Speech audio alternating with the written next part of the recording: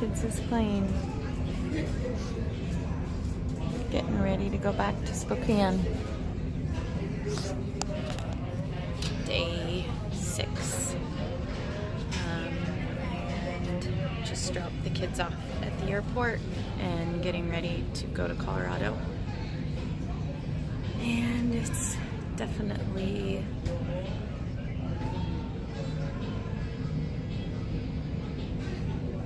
hard.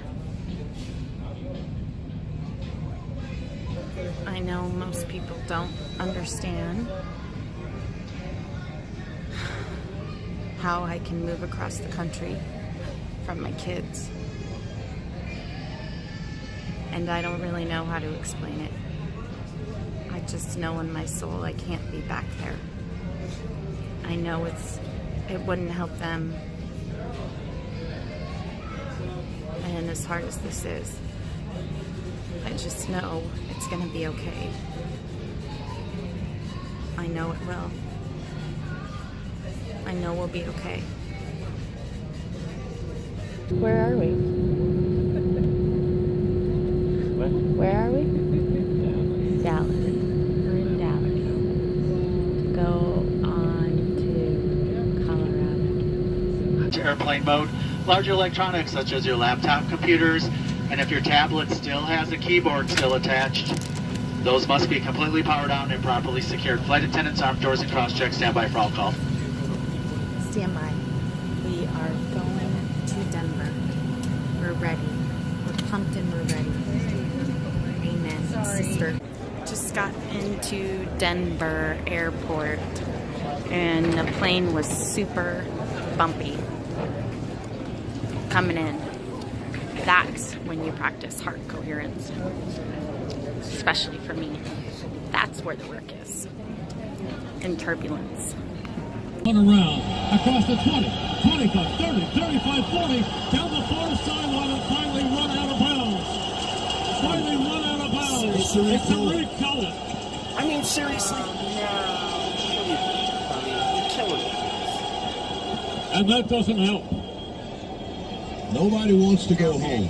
Okay, so today is a perfect example of a day showing why we do this work, why we learn heart coherence and brain coherence and settling our body down in those moments of stress and realizing that it's all about energy. And the second you are, holding on to things and getting stressed out and, just feeling all of that stress, you're only giving out. That is exactly the energy you are putting out, and that's what you're going to get in return. So I've been up, got up, went to bed about 1:30, woke up about 3:30. So I've been up since 3:30 this morning. We had 7 of us to get to the airport. Scott's 2 boys met us there. Isabella and Isaiah were heading back to Spokane, so I had to get them checked in and our bags checked in, and Scott go to meet his sons and Isaiah and Isabella to their terminal and wait for them to take off, and then meet Scott and the boys back in their terminal. So as soon as we get to the security line, it is miles and miles long, and of course I'm go instantly into what the fuck, and as always my brilliant 15-year-old son reminded me what I was doing, and really, Mom, come on, this better than anybody else. And you know what, we started laughing and having a good time, and I looked at it as more time to spend with them, and it went by super fast. Anyways, it was obviously very emotional leaving the kids. It's words can't even express how hard that is, because I know what they're feeling. I know what my daughter's feeling, and how do you explain all of this to a 9-year-old? So it's a lot of trusting and knowing and listening to my intuition. I just know it's going to be okay. I don't exactly know what the future looks like. I just know we're going to be okay, and she's going to be okay, and we're going to be together. And, I have to keep doing what I'm doing for her and for him. And that's what keeps me going. So funny enough, as we're driving to the airport this morning, our roommate and Scott and I are talking about dogs on a plane. And, we've never seen a dog on a plane, and would you have to pay for it? Does it just sit in a seat by itself? And, we're going off, not about service dogs, just dogs in general, if you wanted to fly your dog somewhere. And so, of course, what happens from Dallas to Denver, there is a dog, a big German Shepherd dog that was behind us in the seats behind us the whole time. We didn't know until the plane landed and we were getting off. It was a beautiful, sweet dog. And, of course that dog shows up. I've never seen a dog on a plane until today, as we're talking about it this morning. So, stuff like that happens to us every single day.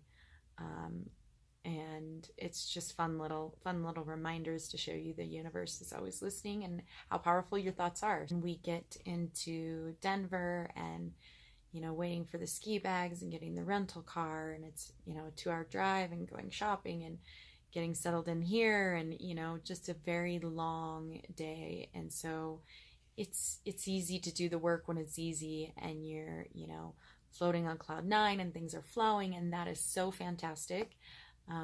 But, when the rubber meets the road, it stays like this, where it really, shows you, hey, apply the skills you've learned. So, it was an exhausting day, a lot of ups and downs, but, we're going to be skiing tomorrow.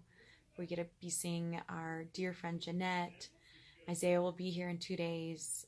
So it's magical. We were here almost a year ago with Scott's boys, and it was a lot different. The energy was a lot different.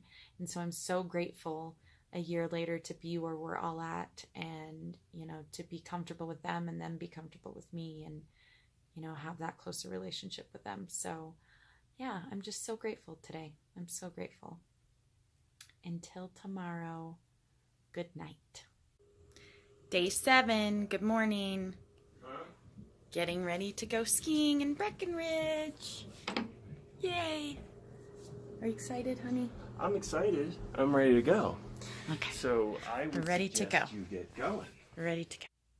We are back from skiing today. Just wanted to share a few things while it's still fresh. So this happens quite often when we go skiing. The first run, I always seem to be a little nervous, and, part of me is kind of fighting, wanting to go. So the first couple of runs down, I was not skiing well. My legs weren't working. I was just all funky and weird, and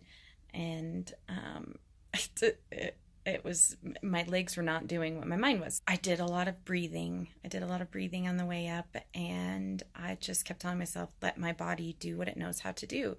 Get my mind out of the way and let my body do what it knows how to do.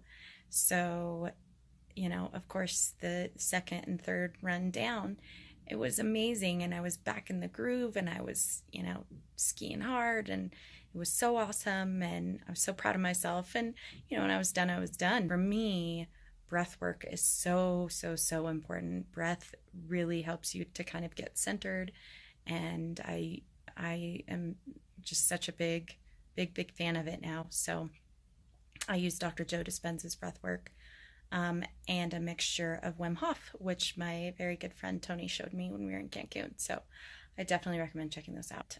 Also, we just got out of the hot tub and had a very nice conversation with an airline pilot. He's been an airline pilot for American Airlines for 30 years. And it was funny because I have now, since reading Tim Shields' book, A Curious Year in the Vivarium Experiment, I'm back to journaling again, except for this time, what he recommends is, so you do 5 things that you're grateful for every day, and then 5 things that you intend and create. And I'm telling you, it's just, I used to do that all the time when I first started the spiritual journey, and I quit. Writing down what you're grateful for it's just, you know, you can know it and say it in your head, but to actually put it down on paper every day, it keeps your focus on it, and it just brings that feeling up more. So I definitely recommend doing that. And then obviously what you intend and create, it could be small things, big things, both. I kind of tend to do both. But anyway, I remember Tim saying, you'll find that the things you're grateful for today, or that you'll find that the things you intend and create today, you'll be grateful for tomorrow. So yesterday I wrote down, yes, honey. Jamie? No, I think it's not. Oh, is it now? Well, it was 5 o'clock, but... What time is it? 4:22. Oh. 5 o'clock. Her time or your time? No, this time. I almost thought I wasn't going to be there for my very dear friend Jamie. Dairy feared friend. Oh, I can't. Better not put the camera over there, honey. Yeah, that's right. Do you want this one? Might have to do some washing. I didn't really get much chlorine on mine. Do you want to use this? Yeah, I guess I'm trying to save them, honey. We can use this. It's not all chlorined up. Wowza. It's fantastic. Wow. The good, the bad, and the ugly. Wowza. Crazy hair. All right. So, as I was saying, I said a supernatural conversation tomorrow. I wrote this last night because of traveling and stuff yesterday. I didn't do it till last night.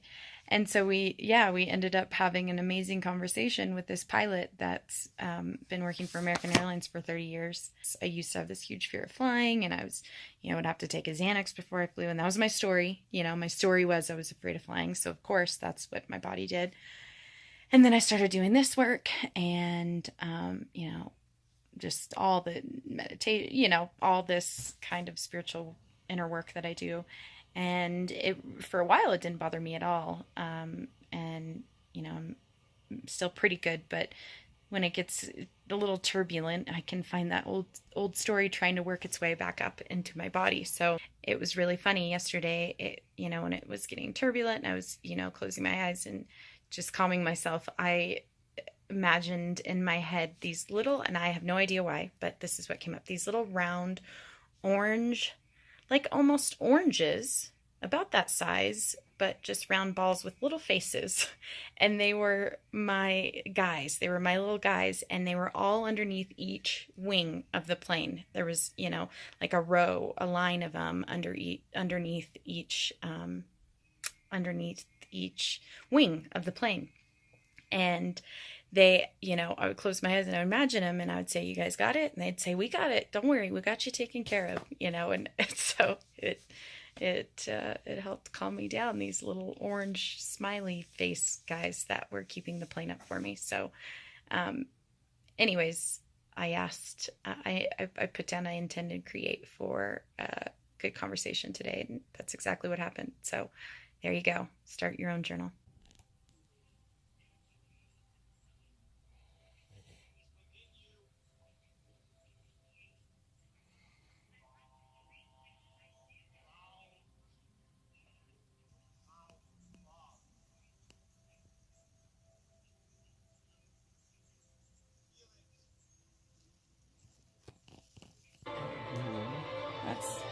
That's what enlightenment looks like. Yeah. Is the bachelor. Yeah. No, that's good. He gave that girl one. That's what enlightenment looks like. Yes. Yeah, we always have it right. Okay. Okay.